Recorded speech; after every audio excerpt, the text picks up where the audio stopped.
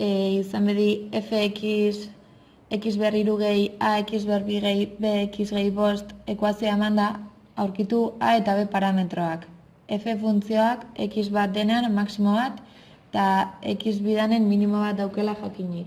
Hortako lehenengo datuak era eskematikoan jarriko ditugu hobe ikusteko eta bide batez ja datukin emaitzak ateratzeko.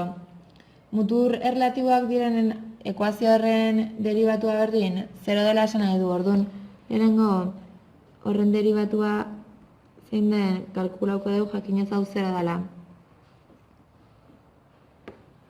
Zango litzake 3x ber 2 gehi 2ax gehi b.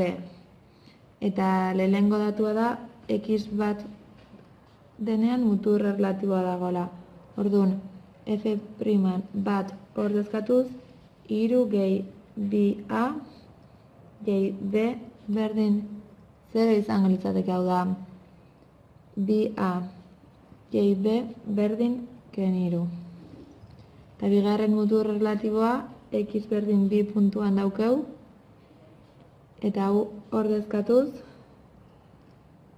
12 gehi 4a gehi b berdin 0 izango litzateke, hau da 4a gehi b berdin ken 12.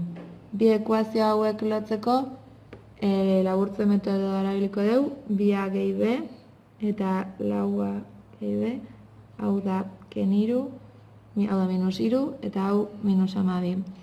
Kenketa bat inda, minus 2a berdin bederatzi dela jakin leikeu, hau da a berdin minus bederatzi biren. Behin a zein dan jakin da, ordezkatzen bali madeu bi bider minus bederatzi biren gehi b berdin minus 3 dela, bi eta bi junda, b berdin 6 dela jakin leikeu.